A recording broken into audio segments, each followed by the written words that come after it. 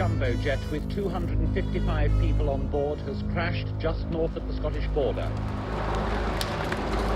Pan Am flight PA-103 took off from London Heathrow, bound for John F. Kennedy Airport in New York at 6:25 Several this hundred evening. people are now feared dead tonight after a Pan American Airlines jumbo jet crashed near the town of Lockerbiju in Dumfries. According to Pan Am, there were 244 people on board the plane. So far, there are no reports of survivors. It's believed there have been a number of casualties on the ground as well. Really, all the way I can describe it was like walking into hell. Lockerbie, Scotland, December the 21st, 1988. The worst airline disaster in British history and what remains the deadliest terrorist attack in the United Kingdom to date. The bomb planted in the cargo hold of the Pan Am Jumbo detonated within an hour of the aircraft taking off. Fully laden with fuel, the explosion sent the plane plummeting back to Earth. Flight 103 disintegrated at 31,000 feet. Large parts of it smashed into the town of Lockerbie. I could see the sky. For a wee while, I wasn't very sure whether I was alive or dead, to be quite honest, because I thought I was going to die. 11 residents of Lockerbie, along with all 259 passengers and crew aboard the flight, were killed. Bodies are literally sucked out of the plane, and then they hurtle down. Obviously, if they're not dead, they're unconscious, they're deeply unconscious. In my opinion, had this horrible event happened during daylight hours, I would think 90% of the population of Lockerbie would have been in a mental institution. The bombing would spark an international manhunt with blame focused on Iran, Syria and Libya. Our commitment and determination to bring the evil perpetrators of this mass murder to justice continues undiminished. But the eventual conviction of a Libyan intelligence officer led many to believe those really responsible had escaped justice. This man was found guilty of murdering 270 people. 20 years is less than a month per victim, and somehow that doesn't sit right with me. The prosecution did not prove, beyond a reasonable doubt, that he was involved in the bombing of the plane. And after serving 8 years of his sentence, Abdul Basit Ali Al-Megrahi, the man accused, has been released on compassionate grounds. But the scars from the attack have not healed. All they had to do was look at me, and they would see someone who was suffering. I call it the Lockerbie eyes. After a while, you get Lockerbie eyes.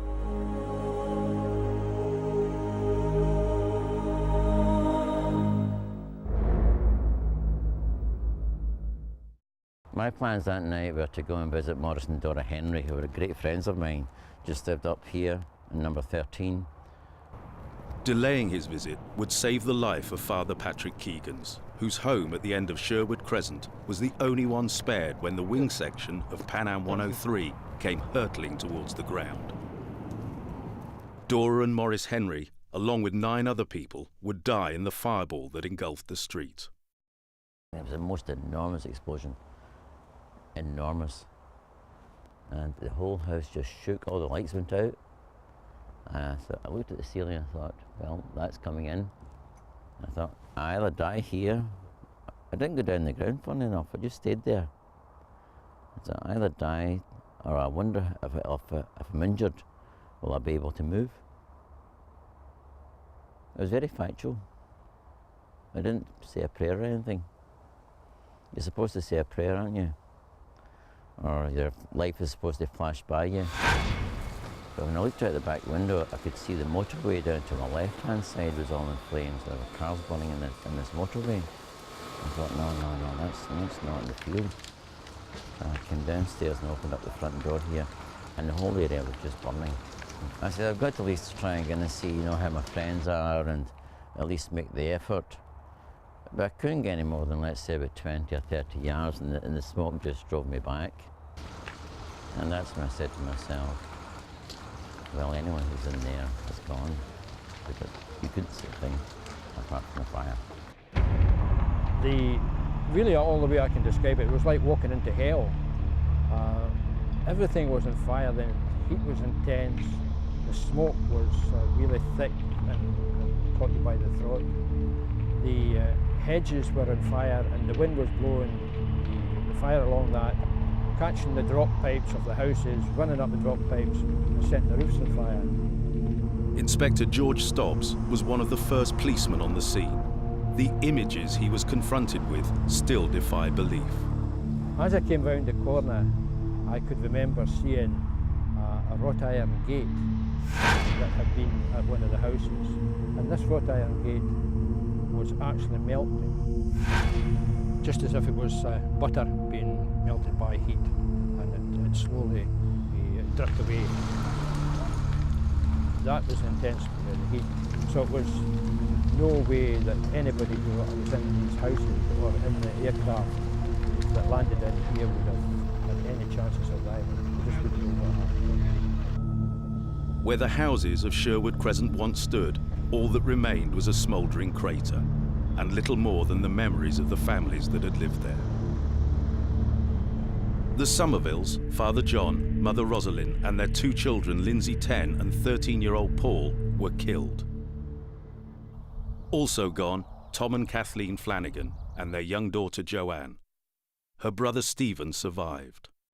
The Flanagans lived here around about the middle of Sherwood Crescent, and the only person left was Stephen, young chap Stephen, 15-year-old, who went out to help fix his friend's bike, came back home to nothing really. The hardest part was knowing the children in the street, because there was Paul and there was Lindsay and Joanne. I knew all three children. In fact, just a couple of days before, they'd been going round the neighbours delivering Christmas cards.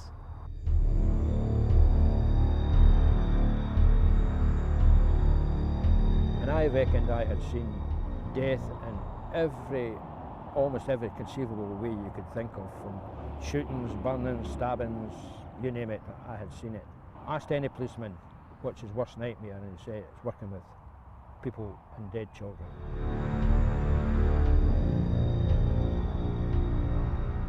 I was sitting opening Christmas cards when my dog started to growl, and that deep kind of belly growl that you know there's something that you can't hear yourself.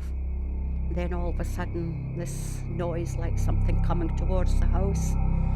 On the other side of Lockerbie, Ella Ramsden was alone with her dog in her home which backed onto Rosebank Crescent. It too would not escape the disaster. I went to the window to look out, and the whole place was lit up in an orange glow. No idea what it was. In fact, it went through my head that, is this the end of the world? When I was a wee girl, I used to hear my granny and grandpa speaking about the end of the world coming. And then the explosion happened. This was the result of that explosion. An entire section of Pan Am 103's fuselage landed on the small dwelling. Barely anything was left standing of the house besides its terrified occupant. I could see the sky. I mean, it was wide about that width. For a wee while, I wasn't very sure whether I was alive or dead, to be quite honest, because I thought I was going to die. Not a soul was in sight. So I shouted, "Can anybody hear me?" So quietly. Not a sound. So I shouted a wee bit louder, could somebody come and help me and my dog? And then I heard voices saying, "She's still alive, let's get her out of there." Ella and her dog were pulled from the rubble. But scattered in her backyard were the bodies of 44 passengers. On her roof lay more corpses, some still strapped into their seats. There was a body lying in the middle of the road. When I had to climb over my fence, and I remember saying, has anybody sent for the doctor? You know, is somebody hurt? But just with that, one of my neighbours came across the road, came out with a rug and covered the person up. It was somebody that had come out the plane. And we looked over the black, there was this pile of rubble. You know, this was 4 houses up. And on top of the rubble was the cot that my grandson had been lying and sleeping.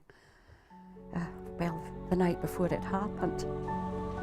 From the front window of his home, which overlooks Lockerby's town centre, Alan Place had watched as the wreckage fell on Ella's home and Sherwood Crescent.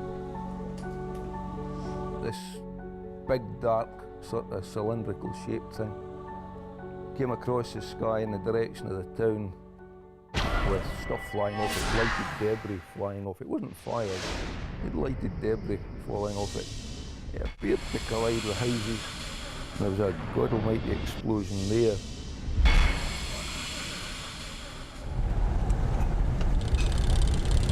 The retired policeman, fearing a mid-air collision had occurred, drove into town, only to be turned around and asked by a superior officer to head to the outer lying parts of Lockerbie. We came rather rapidly from Lockerbie in my own car along with the 2 young police officers, and when we got to Tundergarth Church, there was obviously something amiss, as there was several cars in the field displaying their lights and cars sitting about the side of the road. It was quite a sight, this jumbo jet lying there, and there was one member of the crew, an air stewardess, lying face down beside it. We turned her over to see if there was any signs of life, but other than an exhalation of air from her lungs, she was obviously very dead. I did take a clamber up into the cockpit, and I knew fine what had come across, and I wasn't disappointed, I'm afraid. But it would be the next 24 hours which would reveal the true extent of the tragedy unfolding in Lockerbie. Medical and rescue teams arrived, but it was soon apparent they would find no survivors from Pan Am Flight 103. It was just like a war zone. We had helicopters, Chinook helicopters, small helicopters. They were taking off and landing about every quarter of an hour.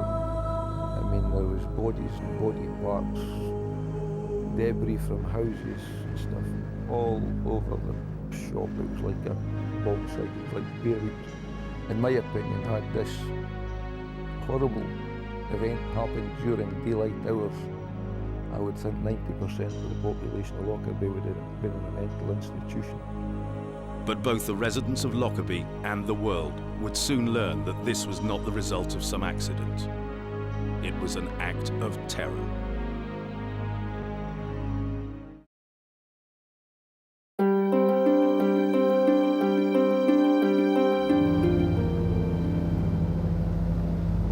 Piecing together the evidence needed to fully understand the Lockerbie disaster posed an enormous challenge for those leading the investigation.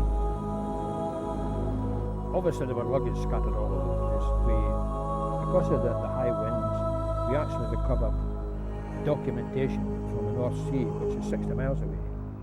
We searched 848 square miles of country round about here, collecting pieces of aircraft and as much luggage as we could find. Between Lockerbie and the part out at Tundergarth, there was bodies strewn across the golf course and across the hillsides, and we just didn't know exactly where they were going to find people. We found them in woods, we found them up trees, we found them in roofs in the houses in Lockerbie. One in particular, one gentleman had obviously been blown out of the plane when it happened, and we found him 5 miles off course, still strapped into his seat. A lot of young lads involved, especially young soldiers, who had never, I don't think, seen a dead body, and they were tasked with forming lines to walk the fields round about Lockerbie to try and pinpoint all these bodies, and I'm quite sure a lot of these lads will still be suffering yet from nerves of what they saw. There were holes in the shape of the body where the body had initially struck the ground, and they'd be anything from 2 to 8 inches deep. And all these holes, we were given a list of where every body was or every body part, and these holes had to be filled in with soil, and they had to be seeded with the same grass seed as was growing in that field, and it was quite a task. There was a lot of bodies. But in what would quickly become one of the largest murder cases in Britain, even the most grisly of tasks needed to be performed, including more than 200 autopsies once the bodies had been retrieved. Initially, it was here in Lockerby's town hall that pathologist Tony Busuttil and his forensic team set up a temporary mortuary. When people envisage the town hall as being the disaster mortuary, the last thing they had on their minds is that we were going to be doing post-mortems, and post-mortems on 200 plus people. Instead, the town's ice rink was transformed into a massive morgue where teams worked examining the bodies, documenting the biggest cuts to the smallest abrasions. In most cases, the injuries were massive. Having fallen from 31,000 feet, some were damaged beyond recognition. Bodies are literally sucked out of the plane, and then they hurtle down. Obviously, if they're not dead, they're unconscious, they're deeply unconscious if they're dead. Indeed, that there's no rigor, there's no stiffening of the body, so the bodies are floating, arms and legs flailing, and indeed we call that a windmilling effect. And in that process, the clothing comes off the bodies. The horrifying question people were asking: could some of the passengers of Pan Am 103 been alive when they hit the earth below? There were two persons who had injuries which may, and simply may, have been compatible with life.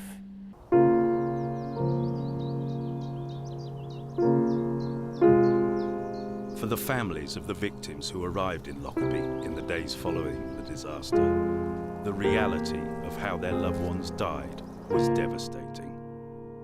I mean, how do you deal with someone who comes in and says, I've come to find out what happened to my relatives.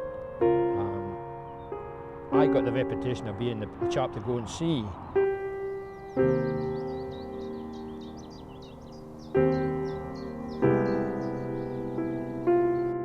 There were several main big difficulties for families arriving here. First of all, disbelief that their son or their daughter or husband or wife had died. Maybe they hadn't died of the same themselves, maybe it was some fluke they've survived. And some people went for a long time saying to themselves, oh no, they'll still be alive somewhere. Strange experience. The second thing they wanted to do was to find the body. And the third thing they wanted to do was take the body home.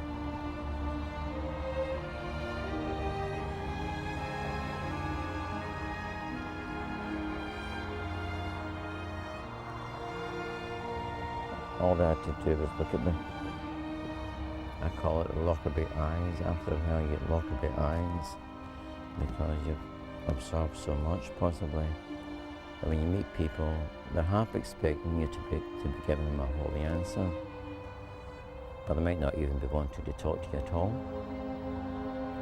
What has a man of God got to offer in a situation like that, you know? Is he going to come up with a holy answer? But when I met any of the families, all they had to do was look at me and they knew he was a man who was really suffering. The deepest grief today is felt by Joanne's brothers, Stephen and David. For Father Patrick Keegans, who had barely escaped death himself, he would also have to bury his neighbours and friends. John Flanagan's funeral was the first funeral here in Lockerbie, and it was in the Catholic Church. And it was really a tremendously hard thing to do. But I think even at that point I was beginning to get to the stage where I was almost trying to be in control. Because there are times when you can't allow yourself to crack up. You cannot allow yourself to crack up. But for young Stephen Flanagan, Lockerbie would haunt him for the rest of his life, until tragically he too would be killed in a train accident years later and buried alongside his family. Life would have been different for Stephen Flanagan had his mum and dad and sister still been alive.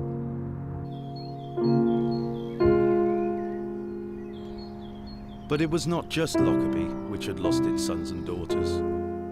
Families from 21 countries were mourning the taking of innocent life.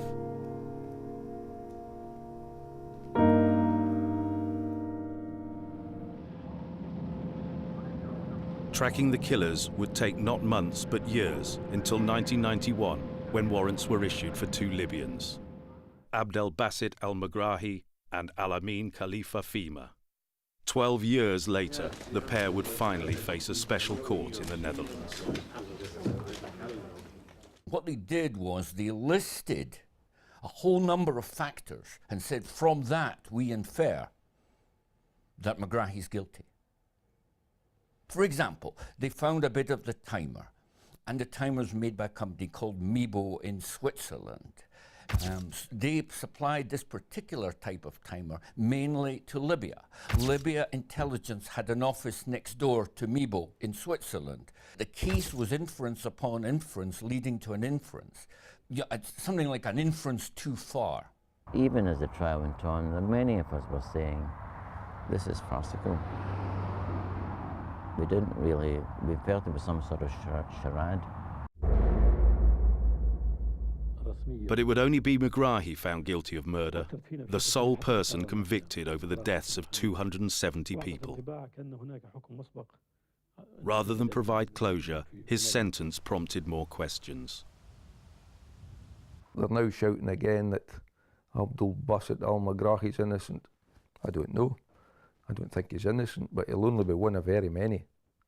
And at the end of the day, the truth will never be told about this. I mean, my view on this is I don't know whether Megrahi was involved in blowing up Pan Am 103 or not. What I do think is that the prosecution did not prove, beyond a reasonable doubt, that he was involved in the bombing of the plane. Colonel Muammar Gaddafi's government formally accepted responsibility for the bombing in 2003, paying millions of dollars compensation to the victims' families. Economic sanctions imposed on Libya for not allowing Megrahi's extradition were lifted, allowing them to return from the political wilderness and resume lucrative foreign trade of natural resources. To a chorus of disapproval from some of the relatives and the US government, Megrahi has been released. He is soon to die of prostate cancer. But Megrahi's death will not bring closure to the people of Lockerbie. The frustration with the investigation continues. It makes me angry, that the investigation didn't go the full road. I think the truth helps us to heal. Lies and deceptions just add to grief.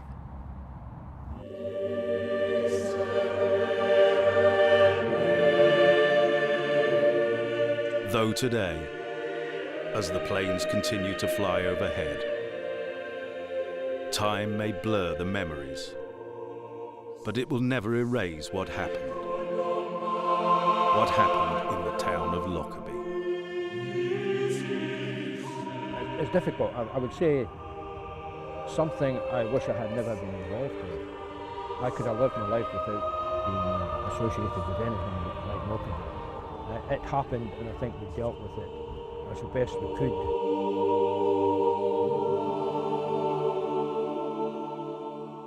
When the house was falling, I thought about my husband.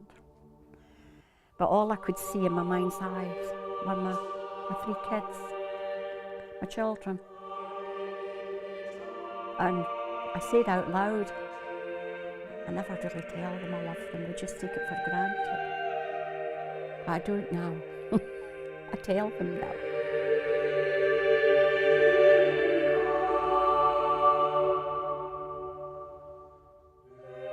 This will be my home till the end of my days, I think.